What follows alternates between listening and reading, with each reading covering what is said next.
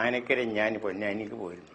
പെൺകുട്ടികൾക്ക് ഓത്ത് പഠിപ്പിച്ചും ബിസ്ക്കറ്റ് കമ്പനിയിൽ മൗലിദ് പാരായണം ചെയ്തുമൊക്കെ പഠനത്തിനുള്ള വഴി കണ്ടെത്തിയിരുന്നത് ഇന്നത്തെ പഠിതാക്കൾക്കൊരു പാഠമാണ്.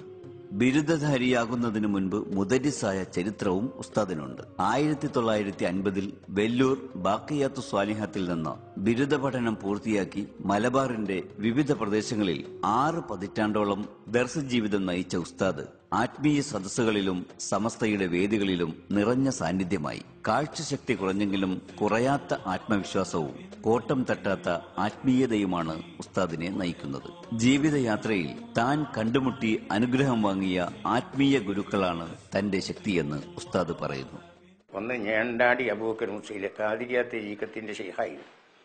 അതിനുശേഷം പിന്നീട് ചാപ്പരങ്ങാടി വാഹബ് മുസ്ലിം മഹാനവറുകൾ ആയുസ്സുകാലം മുതൽ മരണം വരെ മൂപ്പരായിട്ട് ബന്ധപ്പെട്ടു. അവരിൽ നിന്ന് എനിക്ക് നക്ഷബന്ദി തരീഖത്ത്, അതിൻ്റെ ദിക്കറുകളുടെ അത് പ്രകാരം പള്ളികളിലും മദ്രസയിലും സ്ഥാപനങ്ങൾ ദിക്കറും സലാത്തും ചെല്ലാനുള്ള സ്ഥാപിക്കാൻ ഇജാസ്. കേരളത്തിലും കേരളത്തിൻ്റെ അകത്തും പുറത്തുമായിട്ട് ഒരുപാട് ദിക്കറിൻ്റെയും സലാത്തിൻ്റെയും മജ്ലിസ് നടക്കുന്നത്. മിക്കവാറും മജ്ലിസുകൾ മഹാനവറുകളുടെ ശേഷമുള്ളത് ഞാൻ സ്ഥാപിച്ചത്. ഇന്നും ആ ജോലി നടന്നുകൊണ്ടിരിക്കുന്നുണ്ട്. ആനക്കര ദേശത്തിന് ഉസ്താദിന്റെ സാന്നിധ്യം ഒരു നിയോഗം പോലെയാണ്. ജാതിമത ഭേദമന്യേ ഏവർക്കും അത്താണിയാണ് കോയക്കുട്ടി മുസ്ലിയാർ.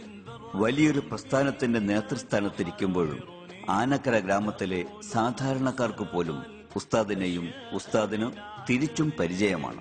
നാട്ടിൽ 4 ആളുകൾ നല്ലത് പറഞ്ഞാൽ നാനാ തുറകളിലെ 40 ആൾ പറയുന്നതിലും അപ്പുറം മൂല്യമുണ്ടതിനെന്ന് പഴമക്കാർ പറയുന്നത് വെറുതെയല്ല.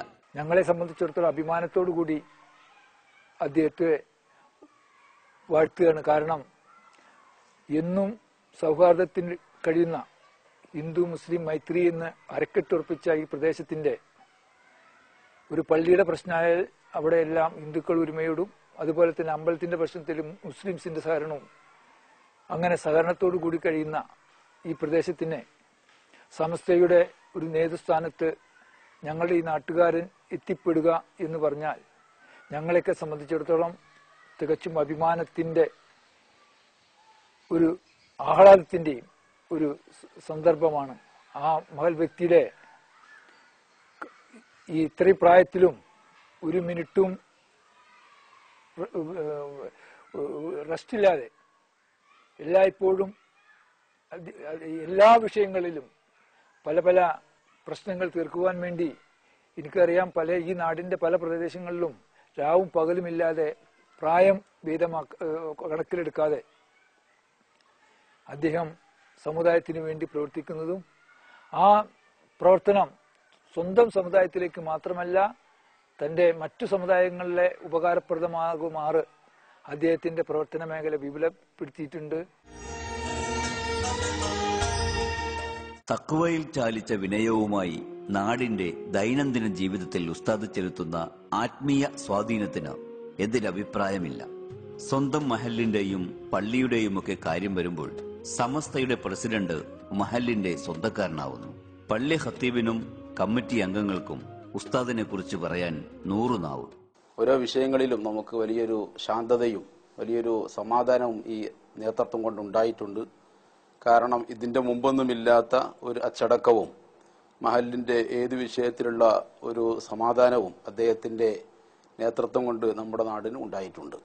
ദീനി കാര്യങ്ങളും നാടിന്റെ എല്ലാ ആവശ്യങ്ങളും അദ്ദേഹത്തിന്റെ നിർദ്ദേശപ്രകാരം നടത്തി വരികയാണ്. സത്യത്തിൽ ഞങ്ങൾക്കിത് വർഷാന്തരം ഇതിന്റെ വരവ് ചെലവ് നോക്കുമ്പോൾ തന്നെ പഴയ കാലങ്ങളിലൊക്കെ വളരെ പ്രയാസകരമായ ഒരു അനുഭവത്തിലൂടെയായിരുന്നു ഞങ്ങൾ ഈ മഹലിന്റെ കാര്യങ്ങളൊക്കെ മുന്നോട്ട് നീക്കിയിരുന്നത്.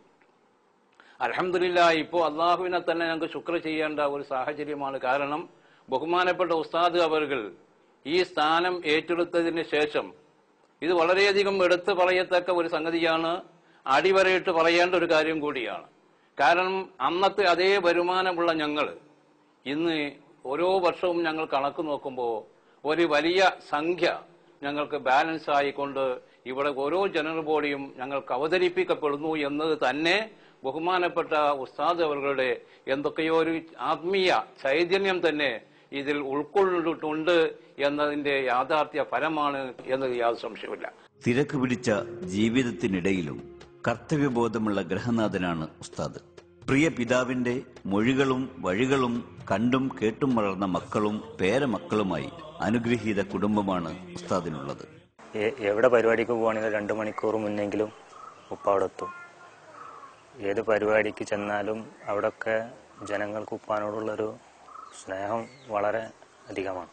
പരിപാടികൾ പല സ്ഥലങ്ങളിൽ നിന്നായി മുമ്പും ബുക്ക് ചെയ്ത് കഴിഞ്ഞാൽ അന്ന് രാവിലെ അല്ലെങ്കിൽ തലേ ദിവസം അങ്ങോട്ട് വിളിച്ച് ഒന്ന് കൺഫേം ചെയ്യൽ പതിവാണ്. സാധാരണ സംഘാടകരെല്ലാം നേതാക്കളെ കാത്തിരിക്കലാണ് പതിവ്.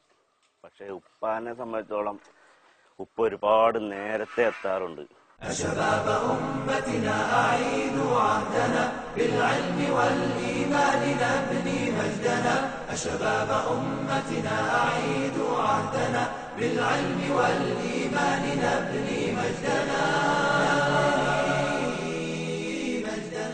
സമുദായവും സമൂഹവും നിരവധി സമസ്യകൾക്ക് മുന്നിലൂടെ കടന്നു പോകുമ്പോൾ ഉത്തരവാദിത്വമുള്ള കപ്പിത്താനെ പോലെ ജാഗരൂകനാവുന്നു ശൈഖുന. സമസ്ത എന്ന ആദർശ പടയണി ജീവിത ദൗത്യമാക്കി ഏറ്റെടുക്കാൻ ഉസ്താദ് നമ്മോടുണർത്തുന്നു. സമസ്ത എന്ന് പറയാൻ മഹത്തായ സംഘടന. അള്ളാഹു ഈ ലോകത്തേക്ക് 1.25 ലക്ഷത്തോളം വരുന്ന പ്രവാചകന്മാരയച്ചു. ഈ പ്രവാചകന്മാരിവിടെ വന്നത് അള്ളാഹുവിനെ പരിചയപ്പെടുത്തി കൊടുക്കാനും അള്ളാഹുവിന്റെ വിധി വിലക്കുകൾ ജനങ്ങൾക്ക് എത്തിച്ചു കൊടുക്കാനുമാണ്. അള്ളാഹുവിന്റെ അമ്പിയാക്കന്മാർ ഇവിടെ പ്രവർത്തിച്ചു. മഹാനായ നബി അലൈഹിസ്സലാം ആദ്യത്തെ നബിയാണ്. ബഹുമാനപ്പെട്ട മുസ്തഫായ നബി സല്ലല്ലാഹു അലൈഹി വസല്ലം തങ്ങൾ അവസാനത്തെ നബിയാണ്. അള്ളാഹുവിന്റെ റസൂലിന്റെ വഫാത്തിന്റെ ശേഷം ഇനി നബി വരാൻ പറ്റില്ല. അള്ളാഹുവിന്റെ റസൂൽ തന്നെ പറഞ്ഞു, ലാ നബിയ ബഅദി, എന്റെ ശേഷം നബി വരാൻ പറ്റുകയില്ല. അപ്പോൾ അള്ളാഹുവിന്റെ റസൂൽ അവസാനത്തെ നബിയാണ്. മുസ്തഫായ നബിന്റെ ശേഷമായിട്ട് ഖിയാമത്ത് നാൾ വരെ അള്ളാഹുവിന്റെ ദീൻ ഇവിടെ നിൽക്കേണ്ടത്. ഈ ഉത്തരവാദിത്തം ഏൽപ്പിക്കപ്പെട്ട ആളുകളാണ് ബഹുമാനപ്പെട്ട ഉലമാക്കന്മാർ. ഉലമാക്കളെ പറ്റി അള്ളാഹിന്റെ റസൂൽ പറഞ്ഞു, ഉലമാ ഉമ്മത്തി അംബിയായി ബനി ഇസ്രായേൽ. ഉലമാക്കന്മാർ ഇസ്രായേലിയ കുടുംബത്തിൽ കഴിഞ്ഞു പോയ പ്രവാചകന്മാരെ പോലെയാണ്. അൽ ഉലമാവ് വറസത്തുൽ അംബിയ, ഉലമാക്കന്മാർ അംബിയാക്കന്മാരുടെ അനന്തരാവകാശികളാണ്. അപ്പോൾ അള്ളാഹുവിന്റെ റസൂൽ വഫാത്തായെങ്കിലും ഖിയാമത്ത് നാൾ വരെ അള്ളാഹുവിന്റെ പരിശുദ്ധി നിലനിൽക്കേണ്ട ഈ ഉത്തരവാദിത്തം ഏൽപ്പിക്കപ്പെട്ടവരാണ് ബഹുമാനപ്പെട്ട ഉലമാക്കൾ. أخلاقكم كالنور من قبس الهدى وشعاركم في الكون سنة أحمدا. أخلاقكم كالنور من قبس الهدى وشعاركم في الكون سنة أحمدا. والعلم نور يجتلي حجب الدجى قود السفينة نحو شطآن الرجاء. يجتلي حجب الدجى قود السفينة نحو شطآن الرجاء. സഹാബത്തിന്റെ കാലത്തിന് ശേഷമായിട്ട് നമ്മുടെ കേരളത്തിൽ ദീനിന് വേണ്ടി പ്രവൃത്തി മഹ്ദൂം കുടുംബത്തിൽ പഴയ കാലത്തിന്റെ വലിയ വലിയ പണ്ഡിതന്മാരും അള്ളാഹുവിന്റെ ഔലിയാക്കളും ആരിഫീങ്ങളുമാകുന്നു ധാരാളം ആളുകൾ.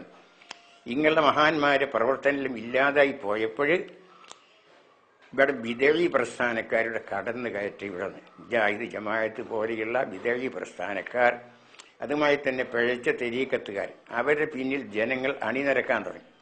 അതേ സമയത്ത് അള്ളാഹുവിന്റെ ദീനിനെ രക്ഷിക്കേണ്ട കടമ, സുന്നത്ത് ജമാഅത്തിന്റെ ആശയാദർശങ്ങൾ ജനങ്ങളിൽ പ്രചരിപ്പിക്കേണ്ട കടമ പണ്ഡിതന്മാർ കണ്ടെന്ന് മനസ്സിലാക്കിയിട്ട് അക്കാലത്തുള്ള മഹാപണ്ഡിതന്മാര്, മഹാനായ ബരക്കൽ മുല്ലക്കോയത്തങ്ങൾ അള്ളാഹുവിന്റെ വലിയാണ്, ആരിഫാണ്, മഹാപണ്ഡിതനാണ്, എല്ലാവരും ബഹുമാനിക്കപ്പെടുന്ന ആൾ. അദ്ദേഹത്തിന്റെ കീഴിൽ പണ്ഡിതന്മാരെല്ലാവരും അദ്ദേഹത്തിന്റെ അധ്യക്ഷ യോഗം ചേർന്ന് ഒരു സംഘടനക്ക് രൂപം നൽകി. ആ സംഘടനയാണ് ഇപ്പൊ സമസ്ത കേരള ജമിഅത്ത്. 86 കൊല്ലം മുതൽക്ക് അള്ളാഹുവിന്റെ ദീനിന് വേണ്ടി പ്രവർത്തിച്ചുകൊണ്ടിരുന്ന മഹത്തായ സംഘടനയാണ് സമസ്ത. ഈ സമസ്ത മഹത്തായ സംഘടന അതിന്റെ അന്ന് മുതൽ ഇന്ന് വരെയുള്ള ആൾക്കാരൊക്കെയും സൂഫി വര്യന്മാരും അതുമാതിരി തന്നെ കൽബ് ശുദ്ധിയായവരും വിജ്ഞാനത്തിന്റെ സമുദ്രങ്ങളെയും ബർക്കത്തിന്റെ സംഘടന. ഈ സംഘടന നിലനിൽക്കണം, അതിനുവേണ്ടി പ്രവർത്തിക്കണം, എല്ലാവരും അതിന്റെ പിന്നിൽ അണിനിരക്കണമെന്ന് ഞാൻ ആഗ്രഹിക്കുന്നു. അതിനുവേണ്ടി ഞാൻ ഉപദേശിക്കും ചെയ്യാൻ. ആധുനിക സാങ്കേതിക വിദ്യയും സോഷ്യൽ നെറ്റ്വർക്കുകളും മീഡിയകളുമൊക്കെ ദഅ്വാ രംഗത്ത് പരമാവധി ഉപയോഗപ്പെടുത്താൻ ശ്രമിക്കണമെന്നാണ് ഉസ്താദിന്റെ പക്ഷം. പുത്തൻ സംവിധാനങ്ങൾക്ക് പുറം തിരിഞ്ഞു നിൽക്കുന്നവരാണ് പണ്ഡിതന്മാർ എന്ന് പറയുന്നവർക്കുള്ള മറുപടി കൂടിയാണിത്. ഇതുകൊണ്ടുണ്ടാകും ദീനിയ ദേവത്തെ. ഇതുകൊണ്ട് എല്ലാവരും ദീനിന്റെ കാര്യങ്ങൾ മനസ്സിലാക്കാനും പഠിക്കാനും കഴിയുന്നുണ്ട്. ഒരിക്കലും അതിനെ എതിർക്കാൻ പറ്റില്ല. അതുണ്ടാവേണ്ടത് തന്നെയാണ്. എല്ലാവരും അംഗീകരിച്ചതാണ്. സമസ്ത അതിനെ എതിരില്ല. സമത്വന്റെ എല്ലാ ആശയങ്ങളും പ്രചരിപ്പിക്കുന്ന ഇങ്ങനെയുള്ള സംവിധാനങ്ങളെ കൊണ്ടാണ്.